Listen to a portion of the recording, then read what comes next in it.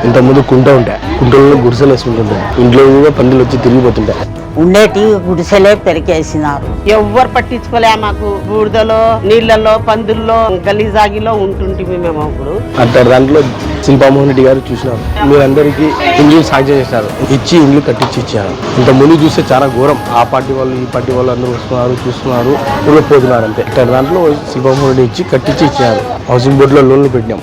మళ్ళీ నెక్స్ట్ తెలుగుదేశం వచ్చి అఖిలప్రియ గారు పోయి అడిగినాం, ఇట్లా పట్టాలి మేడం, ఇట్లా చూడండి మేడం అని. అంటే ఇది కంపల్సరీ మీకు 45,000 కట్టాల్సిందే, కంపల్సరీ మీరు కట్టాల్సిందే అని చెప్పింది మేడం గారు. ఆ తర్వాత ఆయన కొడుకు గెలిచిన తర్వాత ఇలా పట్టాలు ఇచ్చేసినారు. పట్టాలు ఇప్పించి 65,000 అయింది, వడ్డీతో సహా 50,000 మాఫీ చేసి 15,000 కట్టించుకున్నారు సార్. మా హౌసింగ్ బోర్డులో ఉన్న పట్టాలు ఇచ్చినారు. రవి సార్ ఏమో పట్టాలు ఇచ్చినారు, పుణ్యం కట్టుకున్నారు వాళ్ళు. మాకు ఇంత స్థలం ఇచ్చి ఈ జన్మలో గానీ వాళ్ళ మేలు మర్చిపోము మేము. శిల్ప ఆయన పేరు చెప్తే తప్పెట్లు మోగుతాయి సార్. ఇక్కడ